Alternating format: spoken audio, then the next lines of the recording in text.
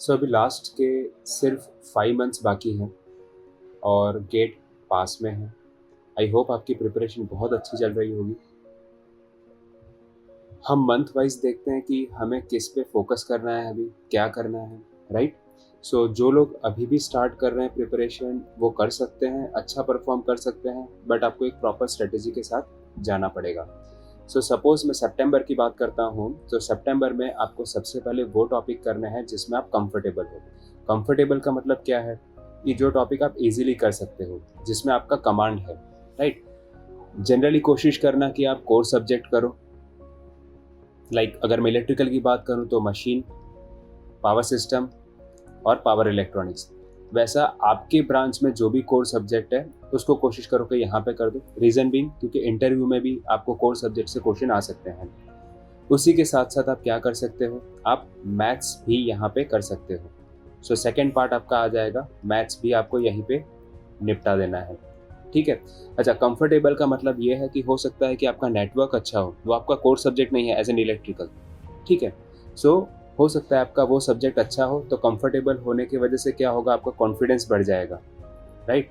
सो कोशिश करो कि जिसमें आप कंफर्टेबल हो उस सब्जेक्ट को आप ले लो, ठीक है। कोशिश करना है कि यहाँ पे इस मंथ में एटलीस्ट आप 3 सब्जेक्ट खत्म कर दो, ठीक है। ओके, नेक्स्ट आते हैं, अक्टूबर की बात करते हैं। सो अक्टूबर में अगेन मैं वही कहूँगा कि जिसमें आप कंफर्टेबल हो पहले वो सब्जेक्ट उठाओ। उसके बाद नॉन कोर सब्जेक्ट जैसे नेटवर्क हो गया, कंट्रोल थियरी हो गया, फिर अपना सिग्नल एंड सिस्टम हो गया। सो एज एन इलेक्ट्रिकल आपका ये कोर नहीं है, राइट, बट हाँ ये स्कोरिंग भी हो सकता है, ठीक है। नेटवर्क तो है ही, कंट्रोल थियरी है ही, ठीक है। सो ये आप उठा सकते हो, तो 3 सब्जेक्ट आप यहाँ पे ख़त्म कर सकते हो। उसी के साथ साथ आपको एफटी भी कर देना है यहाँ पे स्टार्ट।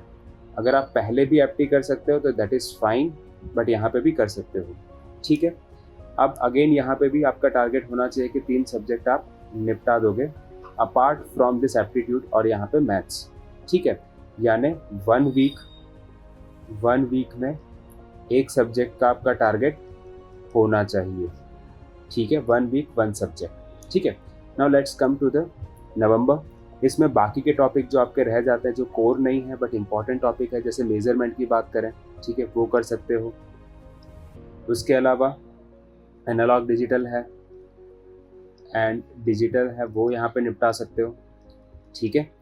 एंड उसके अलावा आपका ईएमटी हो गया जो थोड़ा सा लेस वेटेज रखता है, वो हो गया, तो वो वाले सब्जेक्ट आप यहाँ पे निपटा सकते हो, ठीक है। इसके अलावा जो भी आपके दूसरे सब्जेक्ट है वो आप ले सकते हो। इसके साथ साथ आपको जो दूसरा फोकस आपका होना चाहिए वो होना चाहिए प्रीवियस ईयर क्वेश्चन पेपर पे। देखिए यहाँ पे भी प्रीवियस ईयर क्वेश्चन पेपर का रोल रहेगा। यहाँ पे जब आप प्रैक्टिस करोगे तो लास्ट में पढ़ने के बाद प्रीवियस ईयर क्वेश्चन पेपर एक बार पक्का सा देख लेना है, ठीक है। उससे क्या हो जाएगा, आपको पता चलेगा कि इस टॉपिक में क्वेश्चन पूछे कैसे जाते हैं। बट यहाँ पे एक्सप्लिसिटली आपका फोकस पीवाईक्यू पे थोड़ा सा ज़्यादा रहेगा। नेक्स्ट आ जाते हैं दिसंबर में, अगर बात करें तो यहाँ पे आपका फर्स्ट रिवीजन स्टार्ट हो जाना चाहिए, right. So as you can see here कि रिवीजन आपका जो है, जो सब्जेक्ट आपने निपटा दिए हैं यहाँ पे उनका रिवीजन स्टार्ट हो जाना चाहिए, यहाँ पे फर्स्ट रिवीजन।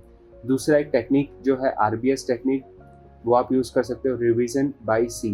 मतलब ऐसा नहीं है कि हर एक चीज़ को आप लिख लिख के याद कर रहे हो, जस्ट पढ़ना है, उसके बाद थोड़ी देर के बाद आप उसको लिख सकते हो, but RBS revision by C just पढ़ के भी आप निपटा सकते हो।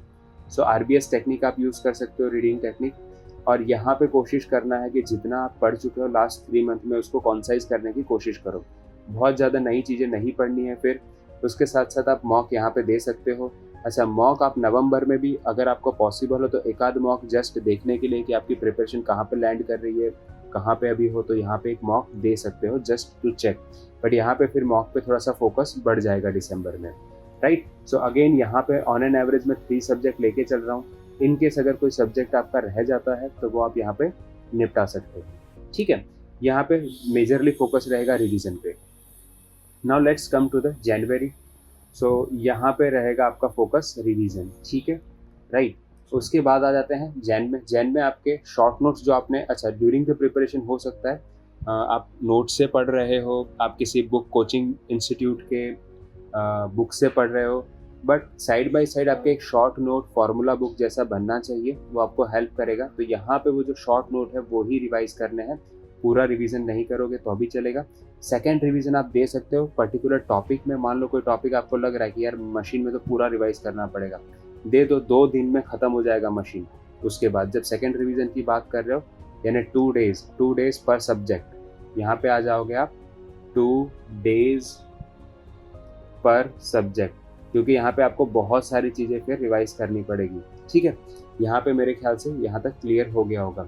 जो बाकी के ब्रांच वाले स्टूडेंट हैं वो अपनी ब्रांच के हिसाब से बस सब्जेक्ट यहाँ पे पुट कर सकते हैं, बट मेथड सेम रहेगा।